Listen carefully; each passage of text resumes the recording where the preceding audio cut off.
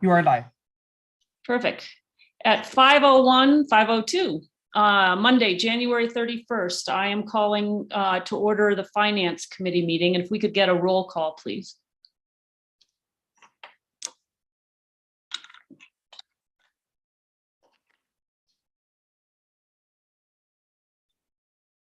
Do we have that ability? Carolyn, you're still on mute.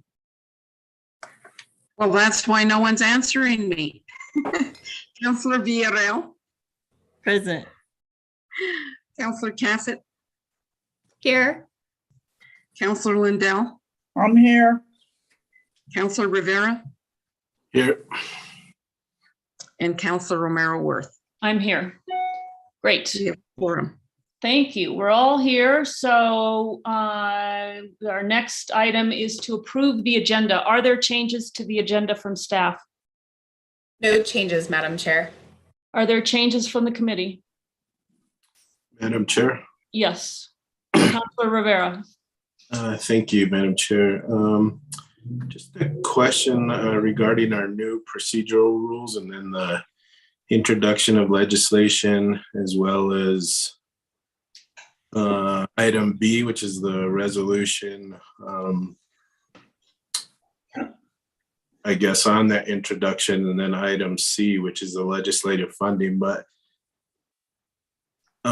introductions of bills, resolutions, or ordinances require a public hearing prior to going to committee, I think is what I remember.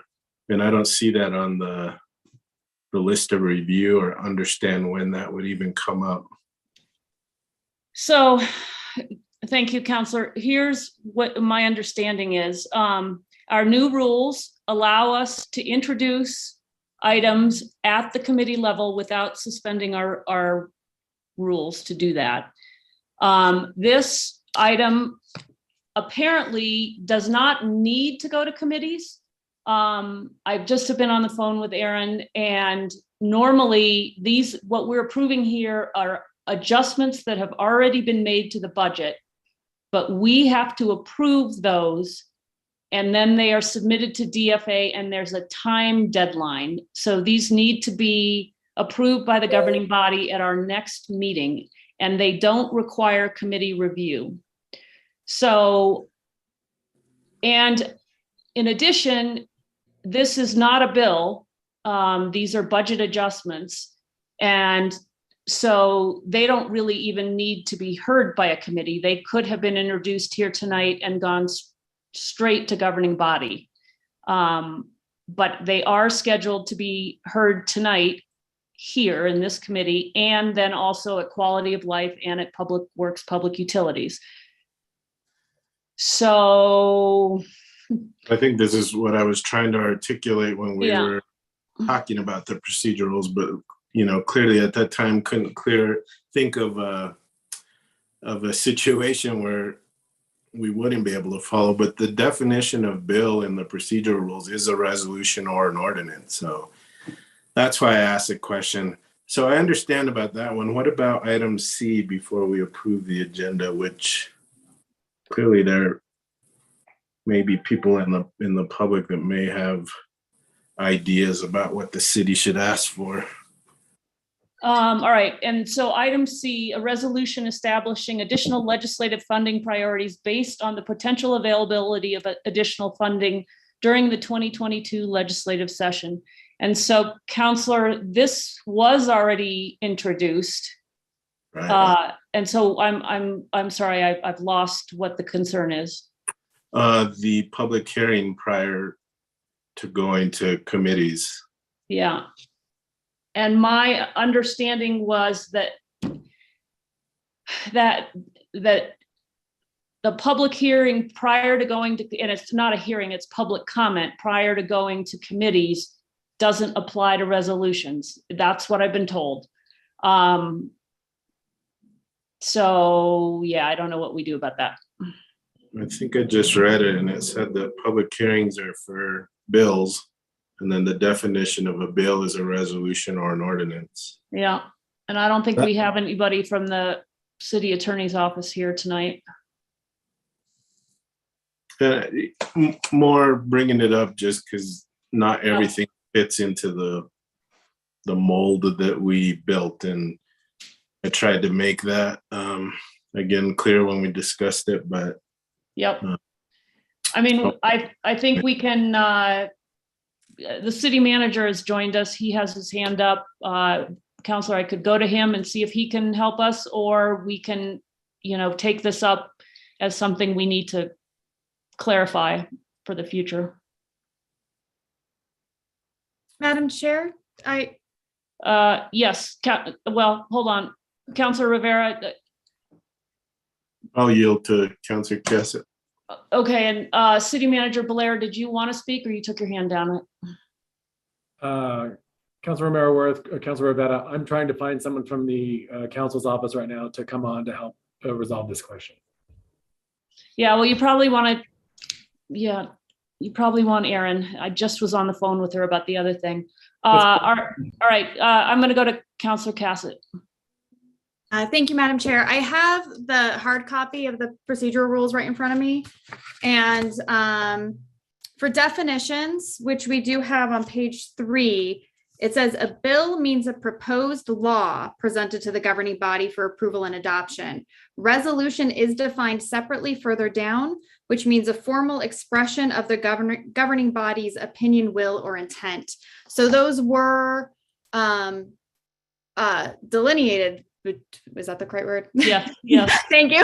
As different things requiring different paths. Right. And so for that place with public comments, that had to do with bills that already would have been subject to a public hearing, where even in our prior rules, resolutions typically did not have public hearings, although there had been some instances where we as a governing body had decided to have a public hearing for some resolutions that we thought would be of some interest, prime example being chart.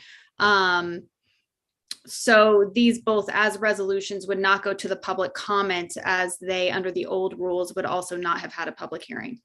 Now, if there's another place in the procedural rules where there is where we missed the updated definition, that first on page 3 of the hard copy, those are the correct definitions. So if there's somewhere where there was a mistake that we did not catch, please let me know so that we can look into this. Thank you. So I think Yeah, we need to look into this. Sorry, I was looking at the definition of legislation, which coincides with page 5, the introduction and that process. And the definition of legislation was a bill or a resolution. So just wanted to clear that. Okay. Mary, the city attorney has joined. She's in the waiting room. I just promoted her, Counselor. Thank you. City Attorney McSherry, we have a question, but I think we have resolved it. But let's just make sure, since you've taken the time to join us. There is concern that the resolution establishing additional legislative funding priorities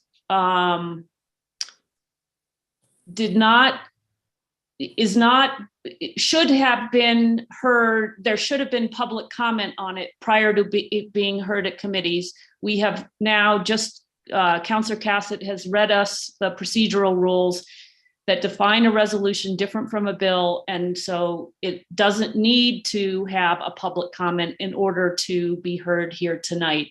And I just want to confirm that our reading is correct. Chairwoman Romero-Worth, councilors, I know the intent, and I don't have the pages right in front of me right at the moment, is that bills would have the first reading, and that resolutions do not require a first reading. So that's a new step for bills specifically.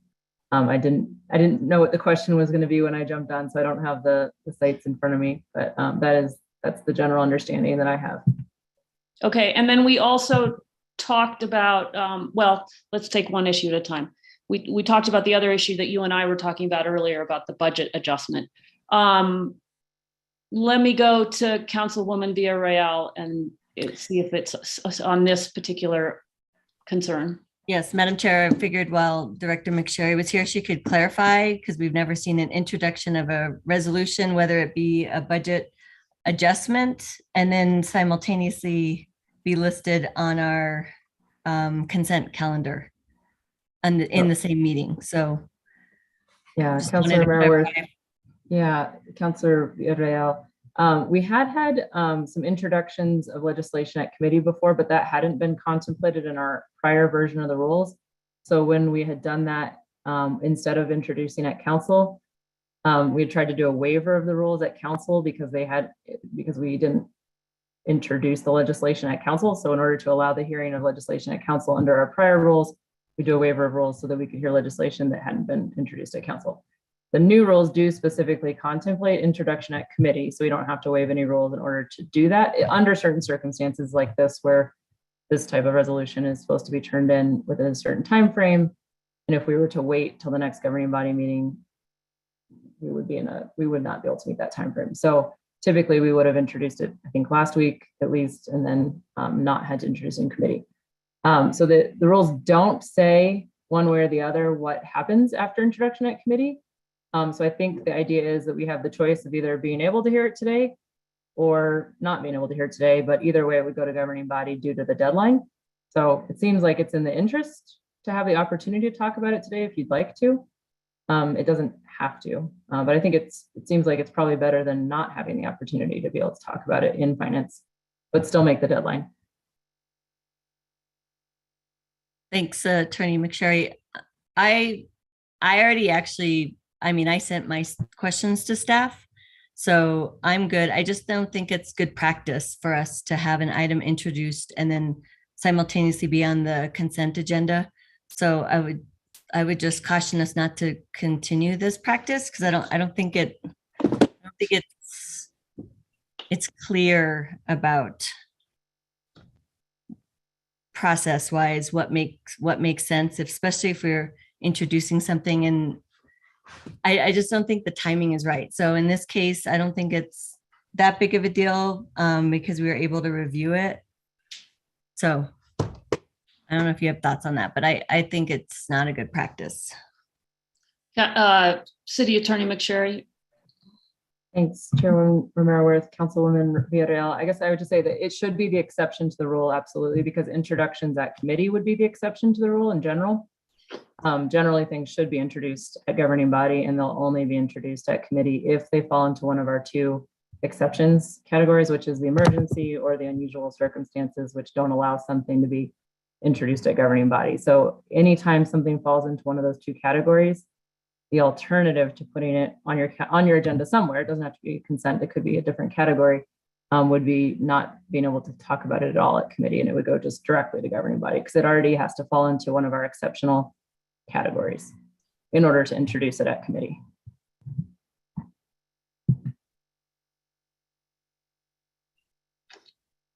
Thanks for the information. I just think it's bad precedent. So I'm okay with introduction of information or legislation at the committee level. It just usually, it goes on to the next committee. So for discussion, that particular item, not in the same meeting. Thank you. Okay, other questions about where we are? We do have an emotion to, well, we don't have a motion. We need a motion to approve the agenda unless there are changes from the committee. Councillor Lindell, your hand is up. Sorry, we're not on to consent yet. Sorry. No, we're just trying to approve the agenda and there were questions about it generally. Madam Chair, we do have a change from staff. Rich, I believe Rich Brown is on and would like to give us some information about item E. Okay, and that's item 9E. Correct? Yes. Okay, Yes. so just so we're all on the same page. Item 9E, an ordinance granting NTS Communications LLC DBA Vexus Fiber, a non-exclusive franchise to operate a telecommunications network within the city of Santa Fe, the right to use city public rights of way to provide telecommunication services within the city and fixing the terms and conditions thereof. So we're speaking about this item, and there is a change, and Director Brown, you're going to talk to us about that. Good evening, Madam Chair, members of the council. Yes, it's item 8E instead of 9E, 8E. I think it's 8E. It's 9E That is on mine, isn't it? Madam Chair, it is 8E on the agenda online. It's 9E for us, for Oh, it some is? people in Okay. Prime Gov. Okay, all right. It's E, that's the big one. Right, it's the item I just read. Yes, exactly, Madam Chair. Yes, we're pulling it, it's still under legal diligence review, and so it's not ready for discussion on the consent agenda. So we're waiting for our city attorney and team to finish their diligence. They had some questions on. the Okay, document. so we're pulling that item from the agenda tonight. Yes, thank you. Okay. Are there other changes to the agenda? And if not, is there a motion to approve? Move to approve. Second, We have a motion and a second to approve the overall agenda for tonight's Finance Committee meeting. Can we get a roll call, please? Madam Chair, just to, Yes. isn't it as amended? Yeah, thank you. As amended. As amended. as a matter, Great. Having trouble getting out of the gate here tonight. All right, as amended. If we could get a roll call on approving the agenda as amended. Counselor Villarreal, Yes. Counselor Cassett, Yes. Counselor Lindell, yes, Counselor Rivera, Yes. and Counselor Romero Worth. Yes. All right, we have an agenda.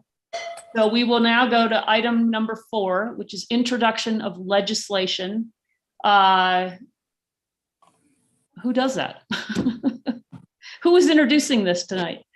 I guess I am. An introduction of a resolution, to request approval of second quarter budget adjustments for fiscal year 2021-2022. It is scheduled to go to the Finance Committee tonight, to Quality of Life on this week, Wednesday, and then to Public Works, Public Utilities on February 7th, and then Governing Body on February 9th. And it is to meet a deadline with DFA, which is why we're introducing it here tonight. I don't think we need to do anything else, so we're going to move to approval of the consent agenda. Are there items the committee would like to pull from the consent agenda?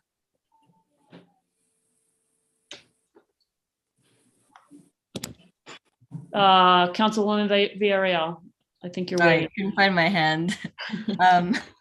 Let's see, item C as in cat. And I think that's, let me double check. Okay, 9C, so yeah. that's a resolution establishing additional legislative funding priorities. Anything Correct. else? That's it. Thank you. Okay, anything else the committee would like to discuss tonight? Councilor Rivera. Thanks. I don't want to pull it, but I asked to be a co-sponsor on item 9H, and I don't see myself there yet, so want to bring that up again. Okay, 9H. And we did have Jesse there. He was here. All right. I will let Jesse know that. All right. Do we have a motion to approve the consent agenda as amended? So moved. Second. All right, motion and a second to approve the consent agenda as amended. Can we get a roll call, please? Yes. Counselor Villarreal, Yes. Counselor Cassett, Yes. Counselor Lindell, yes, Counselor Rivera, Yes. and Counselor Romero Worth. Yes. Thank you. All right, the consent agenda has been approved. Now we are on to approval of the minutes of this committee for January 18th, 2022. Are there changes from staff or the committee? And if not, is there a motion? move to approve, No changes, Madam Chair. Thank you. Is there a second? Second. All right, we have a motion and a second to approve the minutes from January 18th, 2022. Can we get a roll call, please? Yes. Counselor Villarreal, Yes. Counselor Cassett, Yes. Counselor Lindell, yes, Counselor Rivera, Yes. and Counselor O'Meara Worth. Yes. All right, Thank you. we do not have an executive session tonight, so we will move right into our presentations. Our first presentation is the FY21 audit status update, and we have Director McCoy and Stephanie Woodruff here to speak with us. Thank you, Madam Chair, councilors. Today we have joining us Stephanie Woodruff, who is filling the role of the audit coordinator for FY21. We also have joining us today our accounting officer, Ricky Bejarano, who joined us in the month of January as well as a permanent staff member. I'm going to go ahead and share my screen and review the PowerPoint that we prepared for you today as part of our biweekly update to the committee. We've taken the approach this week to be able to break down what is a very complicated, massive endeavor for audit preparation into these 7 key areas that we'll be reviewing with you. Everything from assets to deferred inflows and outflows to fund balance, interfunds, liabilities, as well as the single audit, the schedule of expenditures of federal awards. So first, I'm just going to review with you what our timeline is January through March. We will continue the reconciliations of all of our 5,000 accounts across 70 funds and post any correcting journal entries. We will, our goal is always to correct and reduce the severity of prior year findings.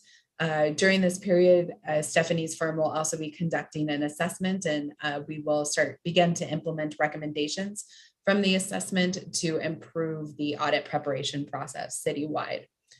We are still on track to produce the CFA and submit that to CLA by the middle of March. We are on target to produce the trial balance and submit that to CLA by the end of March. Beginning in the month of April through June, we will be working collaboratively with CLA, our external auditor, to start the actual audit. And our goal again is to submit the completed audit to the state auditor's office by the end of June. At this point, I'll turn it over to Ricky to review the progress that has been made as of this week on assets and capital assets.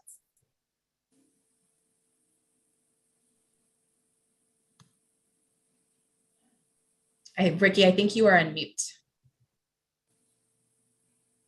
Oops, my apology. Madam Chair, members of the committee, as of last week, we were 54% complete. At this point, we're now 55% complete. This does not include, could we go to the next slide? So assets are broken up between regular assets, which are like cash, accounts receivable, more temporary accounts, long-term capital assets are a little bit more complex and require more work. So we're up about 1% on that completion. Next slide. As you can see, we went from 10% to 25% complete, and it seems to be rolling along very well. Planning was done, files were provided to the contractors. They selected transactions to test. In the coming week, they'll select and test at least 50% of all samples, and they'll finish their testing and samples, especially large quantities and large dollar items, this next week. Thank you, Ricky. We'll turn it over to Stephanie to review deferred inflows and everything up through liabilities and the CFA. Great. Thank you, Director McCoy. Good evening, Madam Chair and council members. Things are moving along nicely. We have yet to start the deferred inflows and outflows. We are still confident that this area will be done by the end of February, which is our internal target set for these accounts. If you go to the next slide, Mary, we have 100% completed the fund balance and net position. That actually was completed 2 weeks ago. So that's all finished and done. Next slide, we 100% completed the interfunds reconciliations. That was done last week. So no issues there. The next area in the liabilities, we are 20% complete. We are feel confident that we're on track to meet that target by February 15th. As you know, liabilities, there are, thousands of accounts. If you go to the next slide, and we've kind of grouped in different areas. For instance, Santa Fe Health Cigna reconciliation was completed and uploaded. Payroll and all the various accounts reconciliation completed and uploaded. Workers' comp account was completed and uploaded. General liability account and all those accounts completed and uploaded. For this week, then a lot of those accounts that were reconciled and uploaded, the quality control review will happen this week. We are also in the process of doing cash. Cash and trust will be completed and also done this week. Accruals on the compensated absences will also be completed this week. And then the AP cash control, that reconciliation, which is quite large, is also in progress. If you go to the next slide, we talk about, this is another very, very large area with the CFA, the Schedule of Expenditures of Federal Awards. We are, as of last week, 20% complete. We are on track to complete this by March 16th. This has been moved up from a couple weeks from the end of March. As you know, this is a very large area. The contractors have met with every department to go through what was done last year to confirm the approach and look at the data. They've also reached out to other department program chairs that are new from this year to make sure that we have captured everything, and those meetings have been scheduled and start tomorrow and go through the following week.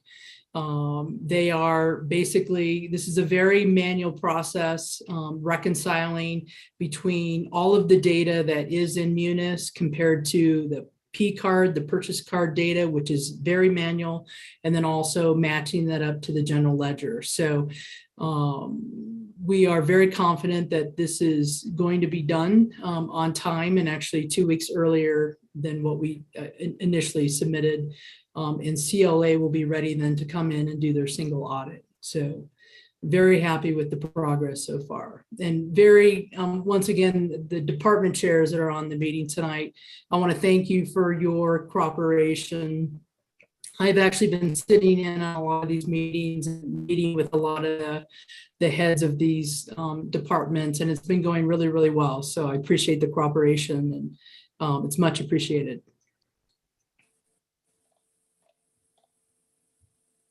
Okay, Director McCoy, was there anything else?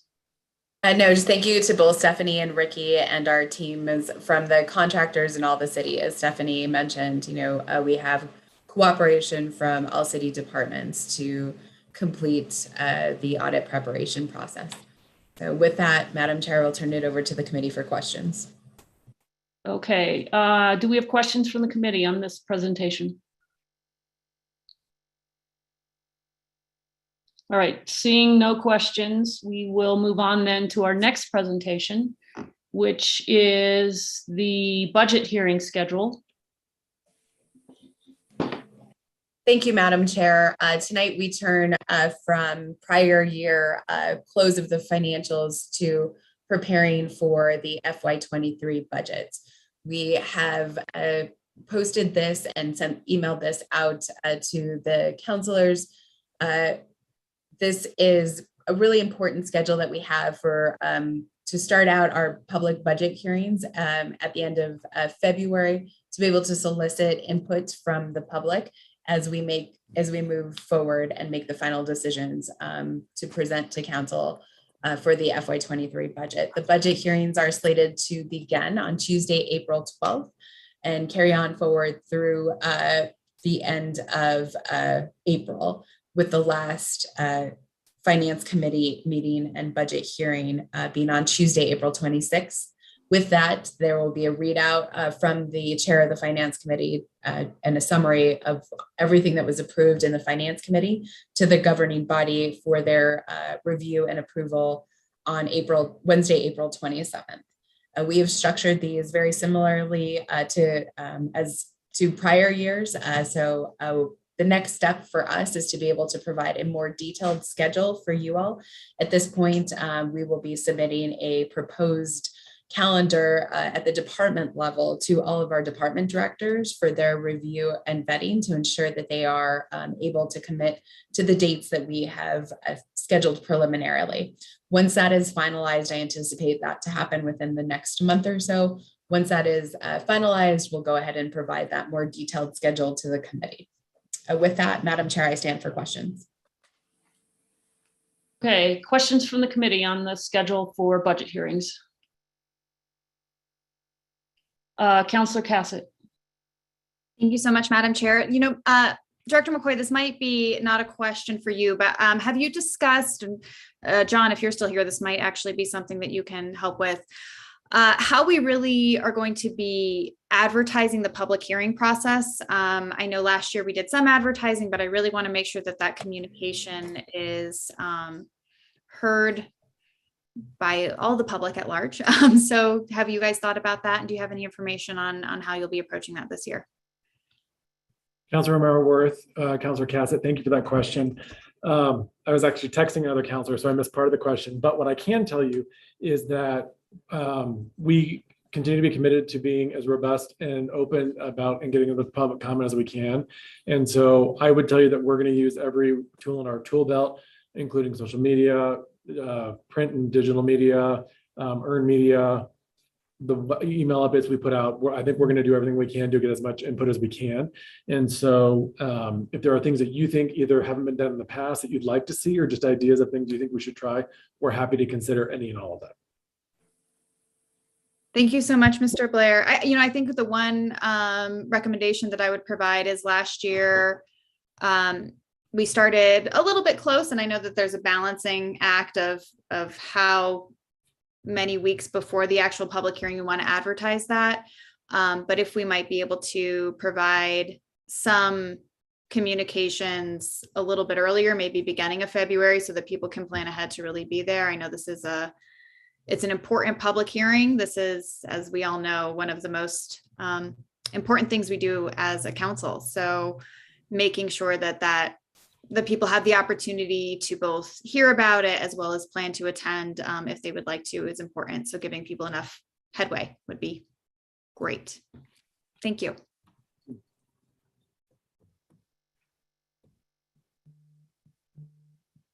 Okay, Councillor Lindell. Quick question. Were the hearings 1 to 4 or 1 to 5? I didn't pick that up. Madam Chair, councilors, that's a great question. The hearings are 1 to 4 p.m.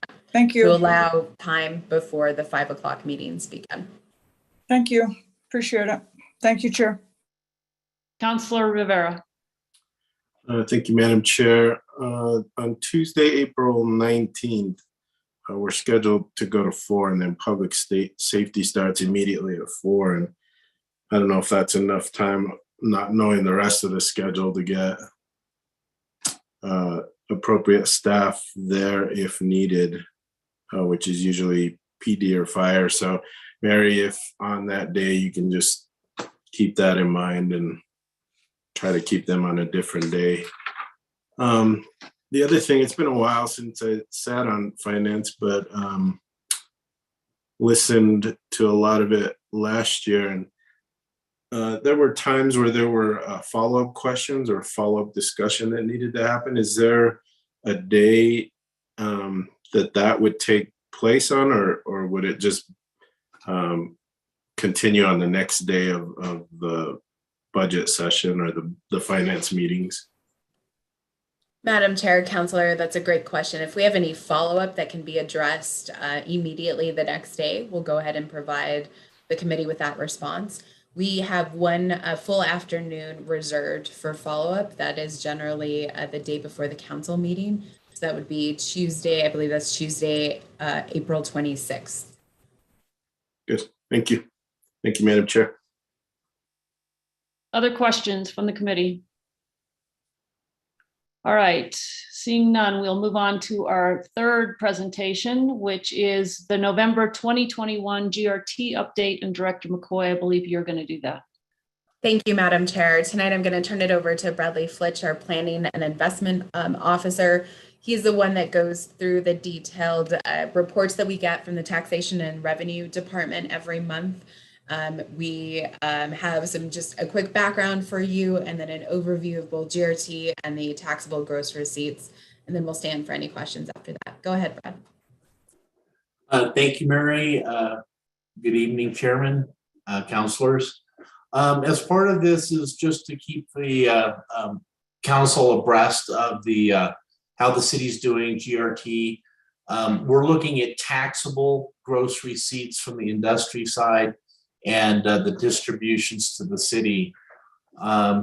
Important to note is that it's a 2-month delay between the activity and when the city actually receives the money. So it takes a month for the taxpayer to file their return. It takes a month for the state to process those returns and distribute the cash to the city. So this is the November report. The activity occurred in November. It was paid in January. It is the 5th month of fiscal year 22. GRT is one of the most important revenue sources to the city. It is the largest single source to the general fund. There are 5 industries. These are all NASIC codes, the way the federal government keeps track of industries. Retail, trade, accommodation, food service, construction, other services, professional, scientific, and technical services make up over 70% of all taxable gross receipts paid in Santa Fe. A retail trade is the single largest contributor to total taxable gross receipts in Santa Fe, and that's roughly 30% of all taxable gross receipts. Starting in July of this year, this is the city of Santa Fe is getting the state is collecting based on location code, internet sales tax, and remitting that to the city of Santa Fe. So they're not only capturing the taxable gross receipt, but they're also capturing the tax.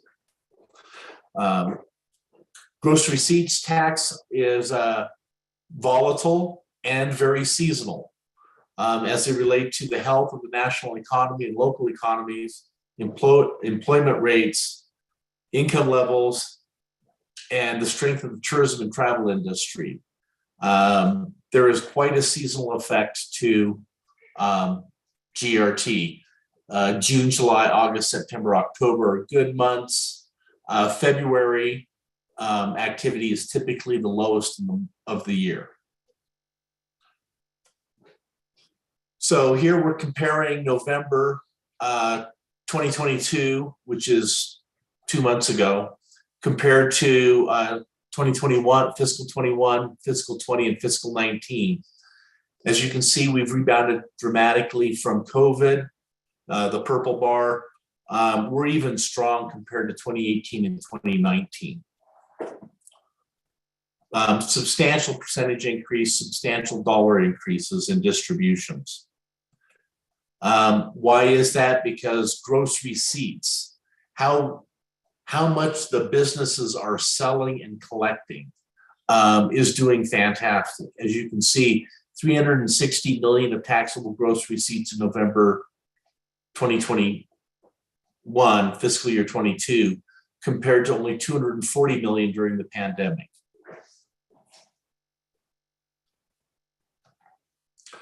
Accommodation and food service, one of the key part of our tourism industry, taxable gross receipts were 43.0 million in November 2021, exceeding November 2020 by 24 million. And that's a 138% increase. It was a slight decline, only 350,000 compared to 2019. So, I mean, that's on par that, it was on par with a pre-COVID month. Art, entertainment, and recreation, one of the hardest hit industries, also continued its recovery, generating 3.7 million in gross receipts, exceeding November 2020 by 299%, and slightly lower than November 19 only by 8.9%. Real estate rental leasing continues to be strong, generating 11.3 million in taxable gross receipts. However, November 2021 was 7.3 lower than November 2020, but it was an increase of 33% or 2.8 million compared to November 2019. I think Mary said it very good. There's the industries out there. There's really three types of industries. Those that have never fell, those that haven't recovered fully, and those that have last year was quite a bit stronger, but the COVID year was very weak. Construction, again, continues to be very strong at 45 million in gross receipts, taxable gross receipts, compared to 42.6 million and only 35.2 million in November 2019. One of the big growth stories was professional scientific technical services, total 40.6 million, up 58.9% compared to November 2020 and 35.6% compared to November 2019. Interesting, collection of industries in that industry group, worth watching. Thank you, Madam Chair. I stand for any questions.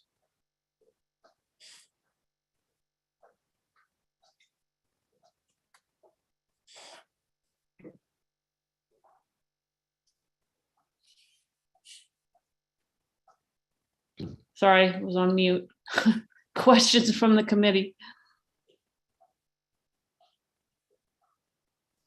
Okay, thank you, Mr.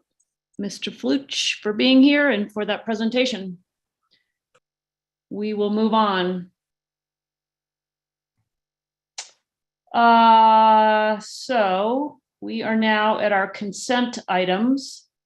And I believe the item we'll be hearing tonight is 9C, a resolution establishing additional legislative funding priorities based on the potential availability or additional funding during the 2022 legislative session. And Director Brown is here to talk to us about this. And I believe Councilwoman Villarreal, you pulled this item, so I don't know if you want Director Brown to say some things or whether you have particular questions or how you want to do this.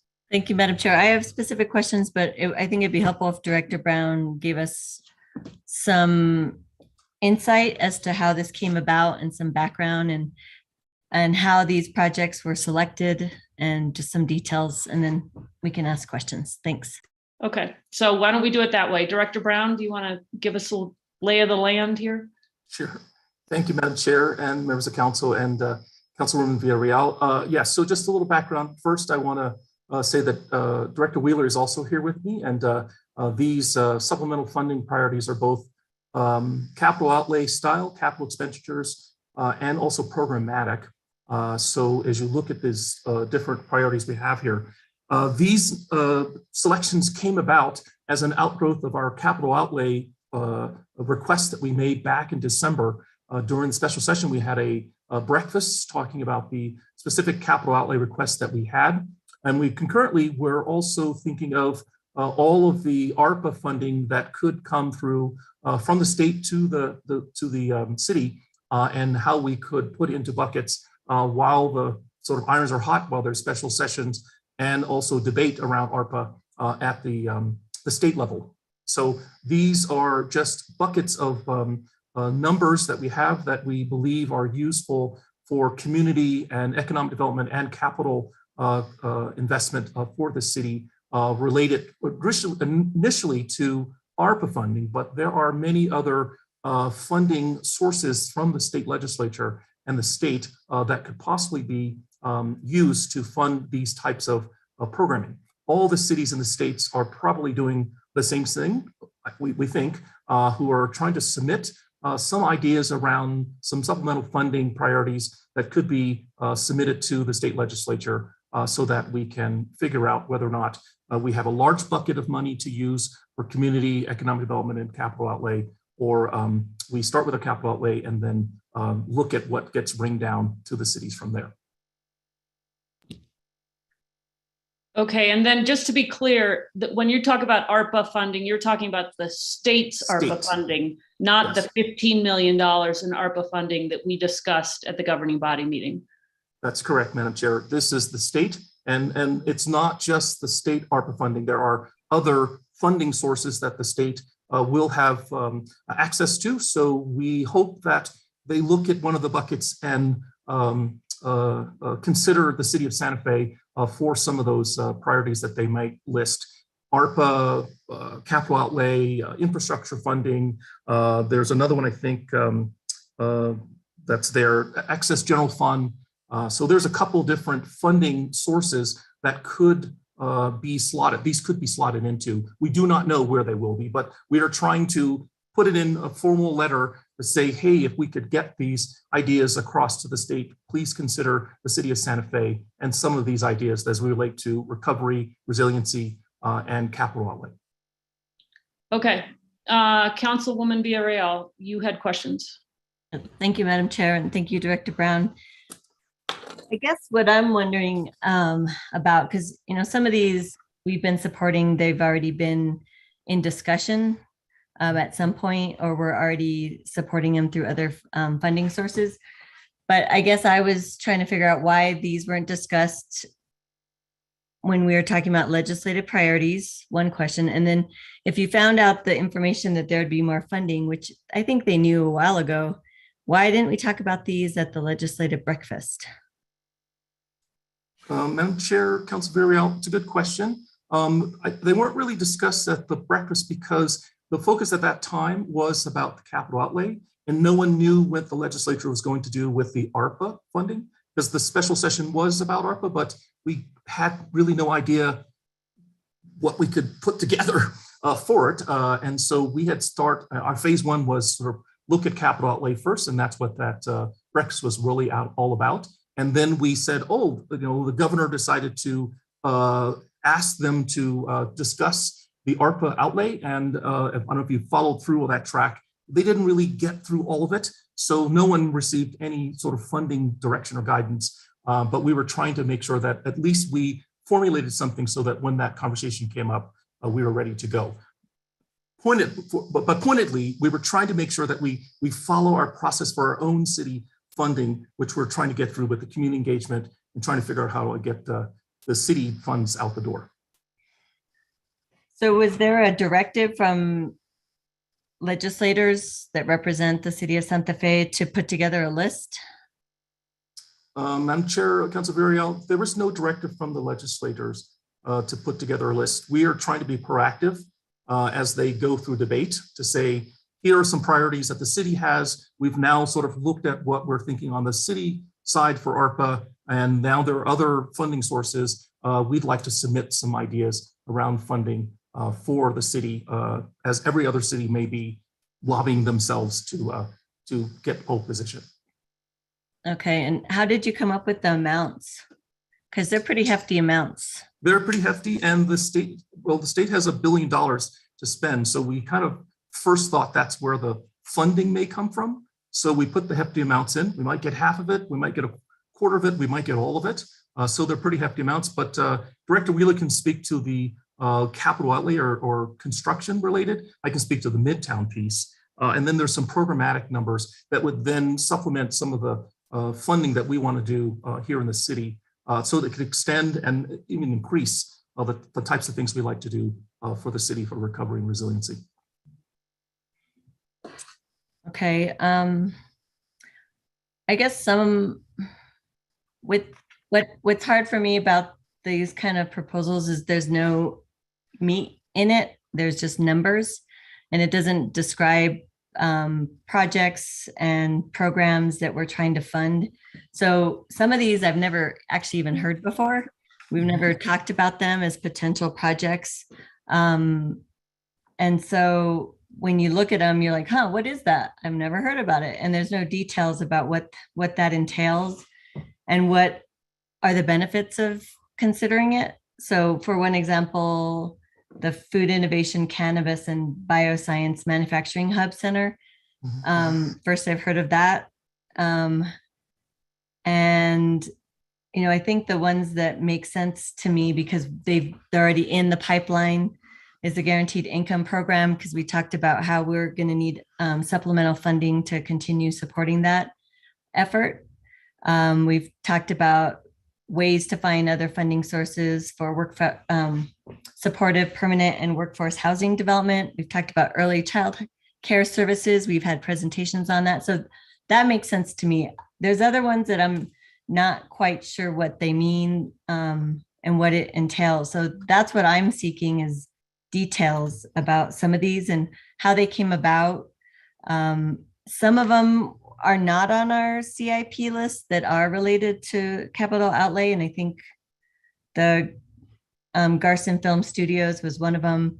And I'm curious because when we talked about Garson Film Studios, we talked about how there would be an RFP for that item, yet we're putting and wanting to put $20 million into that project before we sell it. Is that what you mean? Yes, Madam Chair.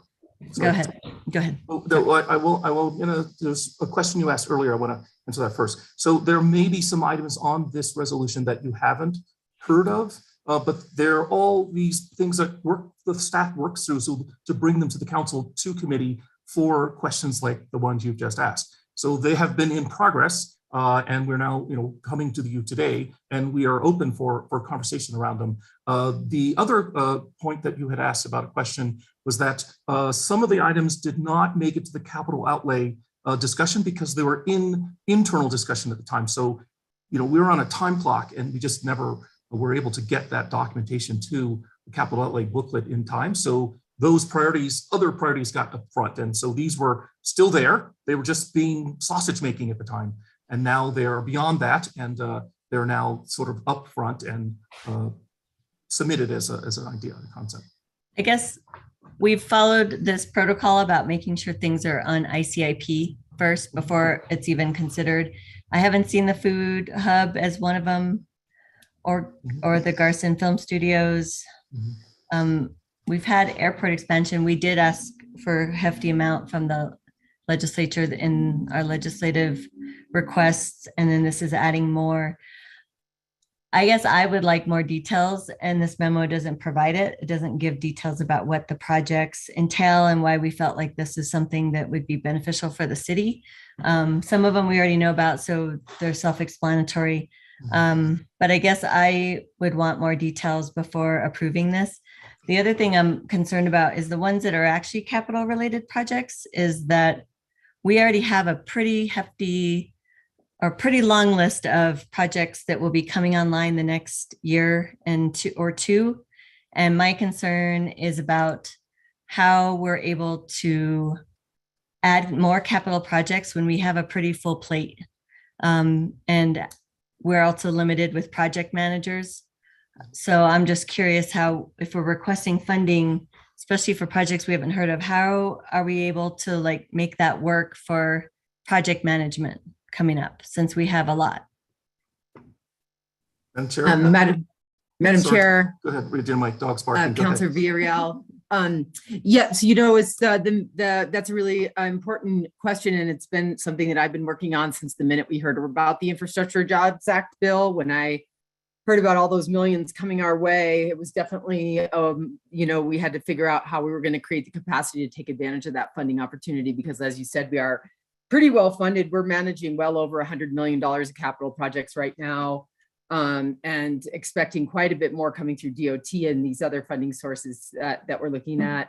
So what we did immediately was we began to engage professional project management services through partnerships with our professional companies. And so we have been moving projects that are funded to project managers, professional project management services to make sure that we maintain capacity inside the organization to take care of our day-to-day business, because project administrators, do everything from support facilities maintenance, right, to parks maintenance, to whatever we need done, as well as managing the big projects like the teen center and the airport. So we have been leveraging a bunch of expertise. We're We've already handed off 3 capital projects that we've engaged professional project management services in, and we have like 3 more that we're doing, 3 more road projects.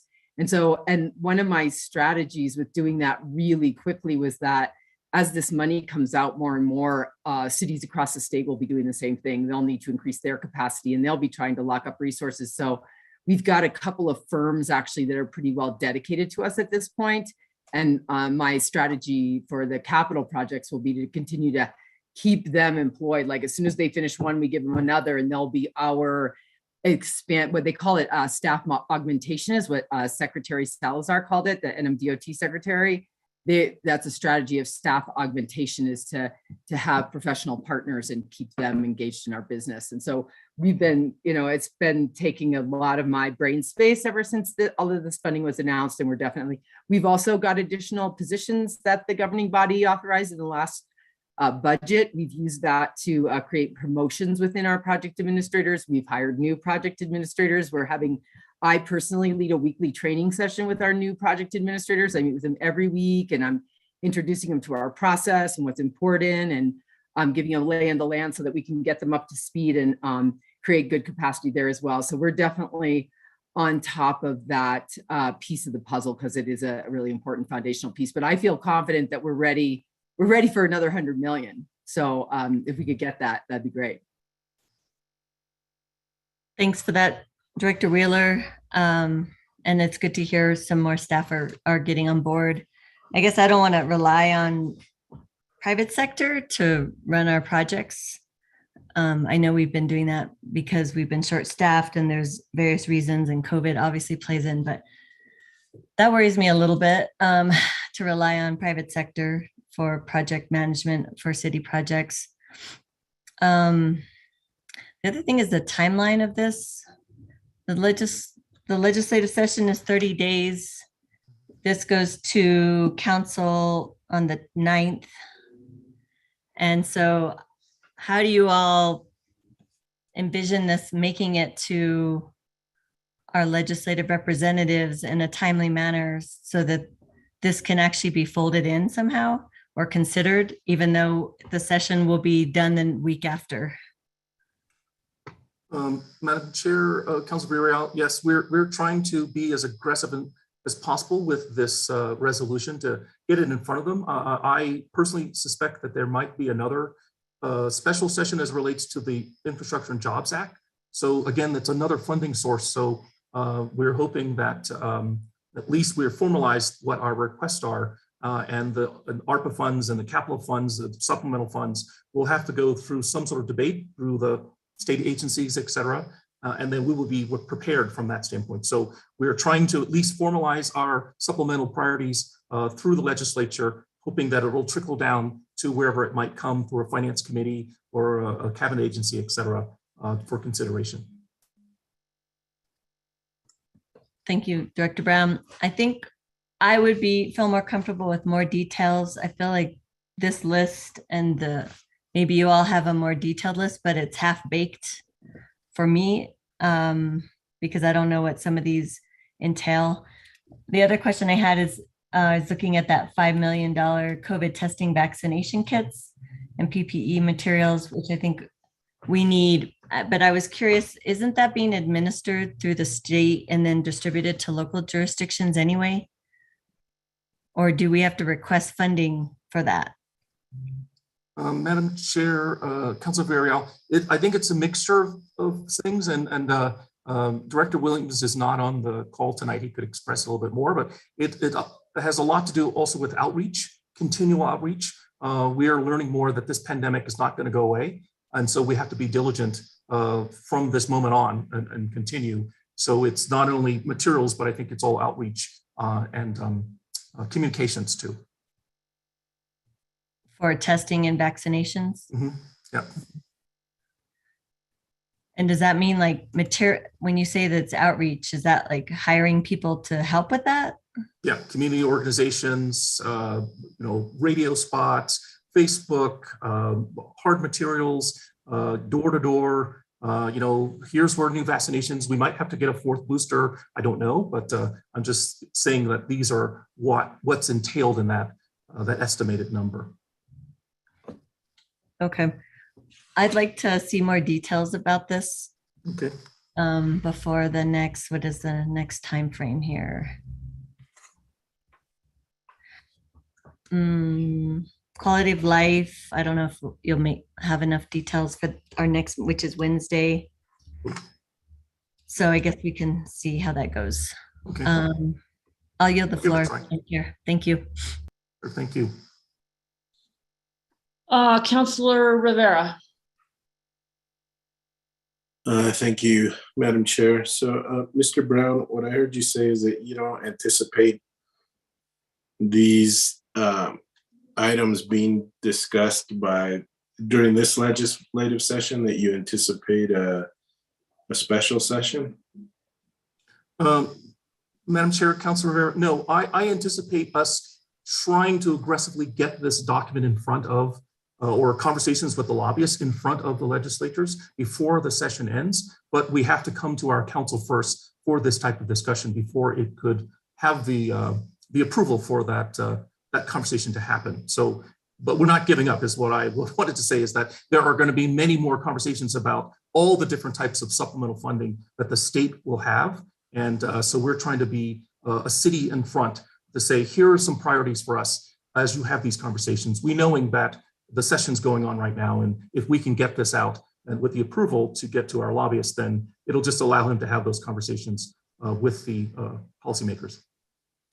All right, Ms. Wheeler, so since these are the ARPA and the recovery funds are being filtered through the state, is that why things have to be on the ICIP list in order to fund, or do they have to be? Thank you for that question. It does seem that things do not have to be on the ICIP list for all of the different buckets.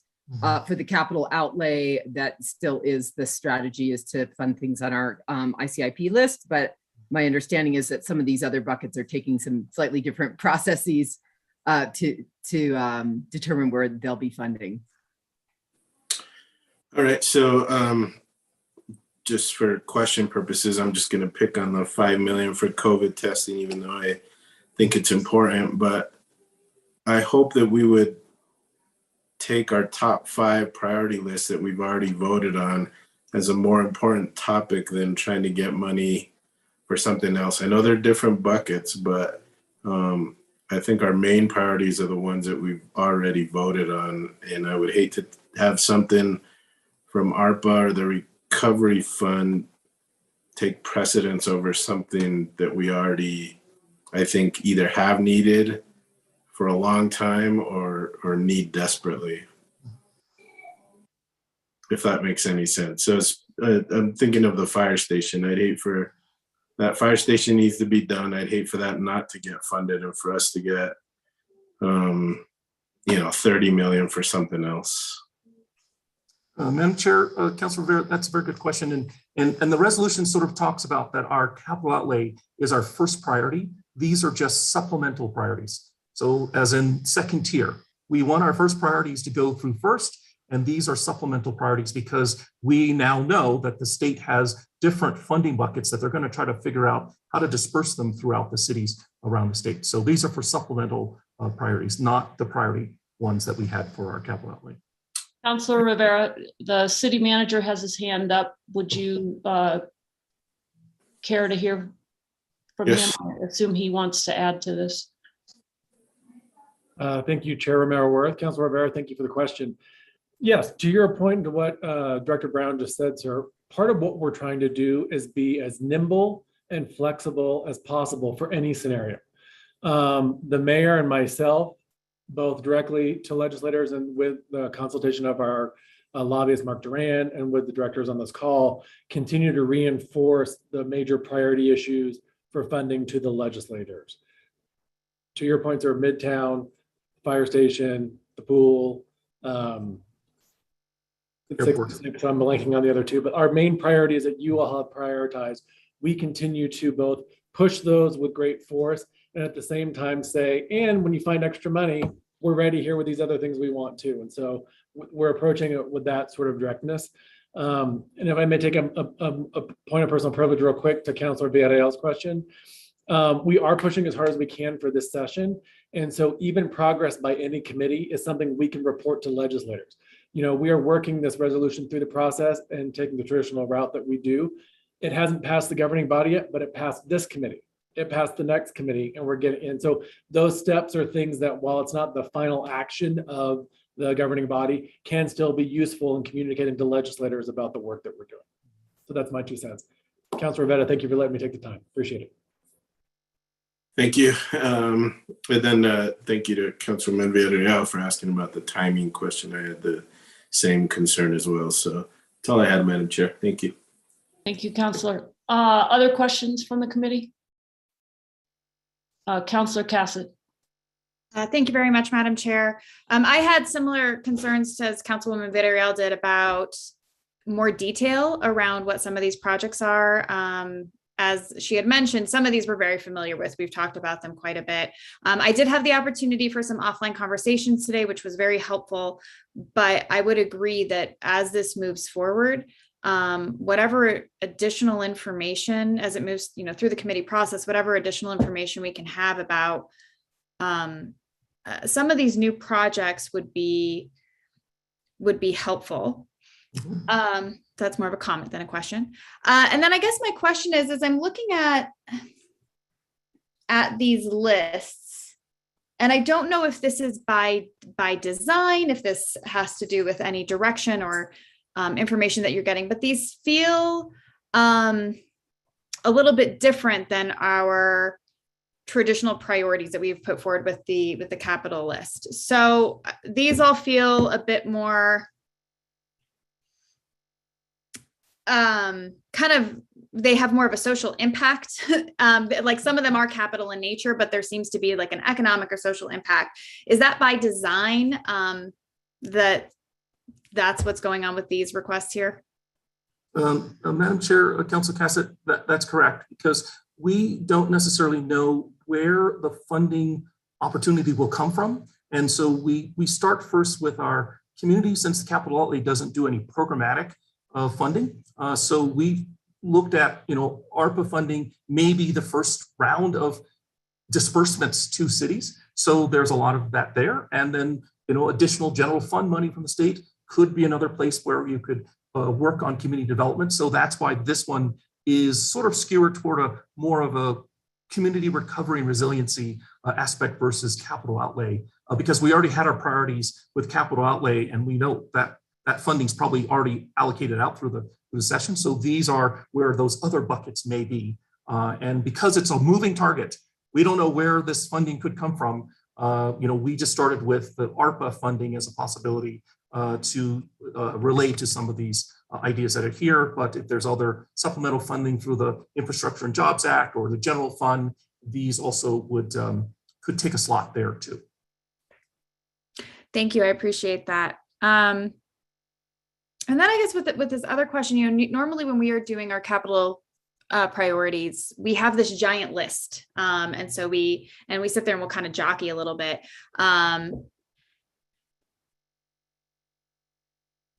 What didn't make it? I mean, what programs? I mean, this seems like a pretty, this is a big ask, and there's a pie in the sky ask, and these are a lot of our priorities that we've either talked about directly or indirectly, to be perfectly honest. And I guess, is there a reason that we stopped? I mean, there is a, as you mentioned, it's a moving target. There's a lot of different buckets. Keep asking, is there something that we should be including here that we're not, especially since we don't know what this number is. We don't know exactly where the funding sources are going to be. And I want to make sure that there's nothing that we would potentially be leaving out, that there might be a potential for that we just haven't quite seen, because we don't know how this is all taking shape. Madam Chair, Councilor Cassett, to answer your question, I'll look at it in two different ways. One is that time is of the essence right now. So those ones that are larger in size will get more, ear and eye put. And then also I'm going to make the assumption that funding will go to all the cabinet agencies. So the cabinet agencies are probably going to focus on some of the smaller items that might be sub 500,000, sub 100,000 that we can apply for. So that's kind of where these larger items came up to play. They're very large items. And inside those numbers, you could do many things with a $5 million in the COVID-related programming. So, but there are many smaller items come from the community engagement, et cetera, that may come through a cabinet agency or further funding that's coming down the pike. Okay, thank you. I appreciate it. I do understand. I think I had mentioned this last time. This is quite a tapestry that we have to untangle with all these different funding sources. It's a good problem to have, maybe. So I won't complain about more opportunities for funding.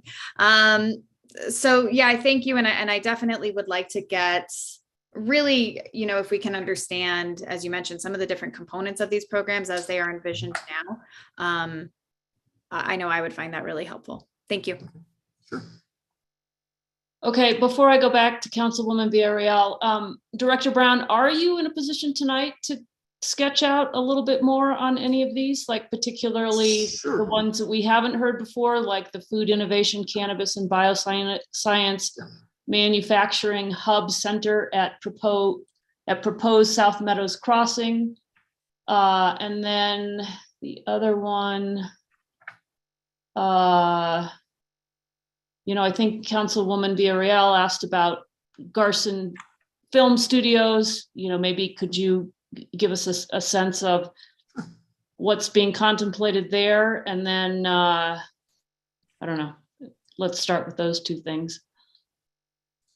Madam Chair, thank you very much. Yeah, so starting with the Food Innovation Hub. So as you heard on the GRT presentation that, we are moving forward with new industry sectors in our city. Food and accommodations are a large portion. I think it was $43 million in this quarter. And so as we look to diversify the economy, we are seeing that some of our food businesses, we call them food innovation businesses because they add something to food. These food businesses are starting to expand, and other cities are also coming to Santa Fe to poach them. And so we're looking at how do we keep these expanding businesses in Santa Fe so that we can create jobs, wealth, and a quality of life. And so there is a parcel at the roundabout at 599 at South Meadows that the state has leased to the city for 50 years. And it's specifically for economic development purposes. And so we wanted to look at that parcel as a potential hub for manufacturing. So we have some food manufacturers. We'd like to put that hub there. And additionally, we have 6+ bioscience companies, startups here in the city who are in our incubator who are about to grow. And one of the things we don't want to do is have them also leave to go to Albuquerque or Austin or Boston. And so we're thinking as we look through the phases of this potential development that we can build a bioscience center so that we can take the next stage of bioscience companies and put them in this center also. So this allows us to follow our goals in economic development to diversify the economy and also provide jobs for our city and also look at it as a way to build a greater quality of life. So the other piece was cannabis. We don't know whether the cannabis piece will come into play, but we added it in because as everyone knows, it's now getting licensed and legality is there. And so one of the things we found out is that there is no testing of cannabis sort of north of Las Cruces. And so we thought of Santa Fe as maybe a possibility of a place where you can have professional testing as a center there. So those were the ideas. They've been, as I said to Council Villarreal, they've been in a sausage making stage, but that's kind of what the idea is for that. And so when we found out there was potential funding for development, we put it in and submitted it. We didn't make it to the ICIP list, but we are still hoping that there is some way to find some funding that we can do for this, for our city. That's the first one. Second one was, before you go to the second one, testing of cannabis, can you elaborate? Yes, so the grade of cannabis that's legal to sell, you have to have it tested and approved. It's just another round of regulations for growing of cannabis for commercial use. So for commercial use, you have to have your samples tested, just like you do for food. Food has to be tested too before it's sold to the public. And so we thought of another place in this crossings area that we could potentially have a testing center there and just bring more of the cannabis revenue to the city of Santa Fe, not just growing not just commercial locations, but you can actually have a testing center where money comes from all over the state for that purpose. Okay, and now Greg Arson. Oh, then Greg Arson. So Greg Arson, we believe that from the Greg Arson standpoint is that we are interested in developing the studio, expanding it, as I think everyone knows that the streaming industry has exploded. I mean, we have 9 new streaming services outside of your regular cable box. And so our Santa Fe studios is completely booked, and we are making really good revenue from the studios there. And we know that as we develop the Midtown campus, that we need to prepare that studio so that we're not necessarily walking away from opportunities where folks will say, well, you know, your parking lot is a Grand Canyon. I don't know if I'm ready to invest $4 million there. Or you don't have a film school. Where do you add that element into the film studio? So that funding amount there is to sort of expand out to our film studio, get it up and ready for a potential sale or development, and also add on the infrastructure needed for potential film school and extra studio space and some upkeep that is desperately needed at the studio right now. Okay, and so the airport, we've been talking about the guaranteed income program. We've talked about the permanent workforce housing development. We've certainly talked about the need to be doing more housing and building the spectrum of housing to meet variety of needs. We've had presentations on the early childhood or early childcare services and workforce development. Small business and local tourism recovery and resiliency programs, that makes sense to me, just in the sense that, as we've heard, we're still climbing out of this pandemic. I do have a question on the testing and vaccination kits and PPE materials for affected communities. What does that mean? Affected communities, what does that mean? It just means that,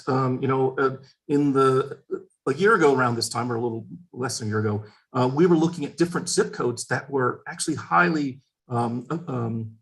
susceptible to COVID. Their numbers were super high. So we're just saying that we want to make sure that the whole city is on the same path of COVID recovery and health. But we know that some of our zip codes or census tracts may not make it through in a lot of ways. And so affected communities just means that we need to keep an eye out where spikes happen. They don't happen in just the whole city, they happen in different areas of the city. And so affected communities means census tracts, zip codes, et cetera.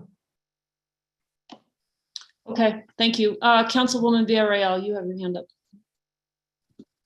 Thank you, Madam Chair.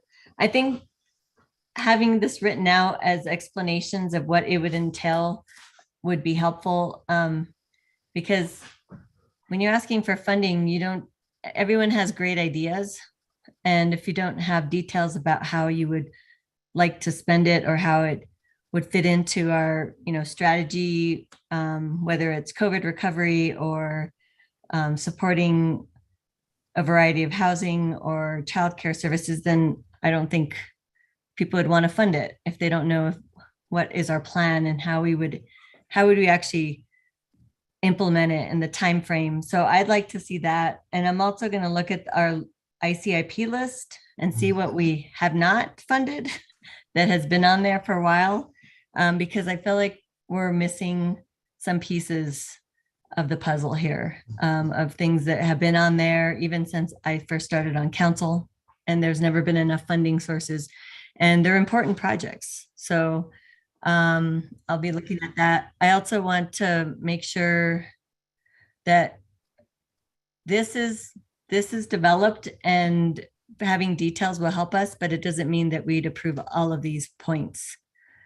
So I'm assuming this is like the wish list, and I'm just letting you all know that, at least for me, not all of these may make the cut. So I think it'll just help to have those details, and then we can go from there. So thank you. Thank you. Other questions from the committee?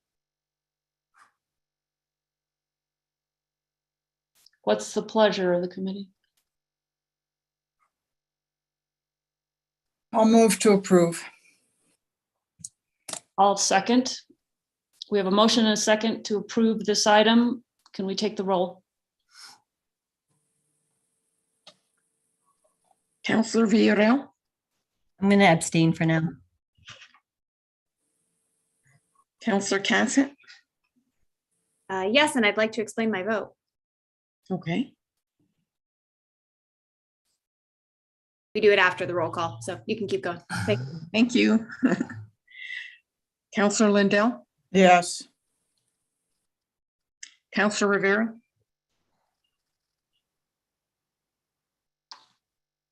Counselor Rivera,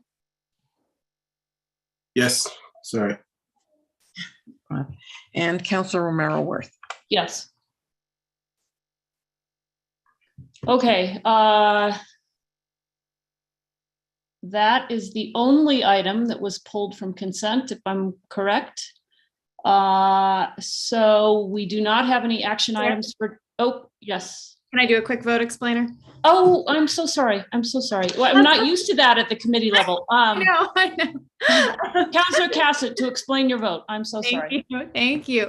I just wanted to say, normally this is actually something that I would have wanted to hold at committee, but given the timing, I think that we need to move it forward because we do not have the luxury of looking at it. But I do think that there's, as I mentioned, just more information and a few more considerations as we make it through. But I do really want to thank the staff for the work that you're putting in to try to leverage as many funds as possible. I know that you're working on a short timeline and that there's a lot of moving pieces. So I do greatly appreciate that. And I look forward to continuing to discussing this. Thank you. Thank you, Counselor. Sorry about that. All right, so that motion passes. We've explained the vote, and now we will go to action items for discussion, which we do not have tonight. Matters from staff. Director McCoy. Madam Chair, no further matters tonight. Okay, matters from the chair. Oh, matters from the committee, sorry. I don't see any matters from the committee. Matters from the chair. Our next meeting Monday, February 14th. And thank you everyone for being here tonight and for your good questions and thoughtful discussion. We will see you all at the next stop and we are adjourned. Thank you.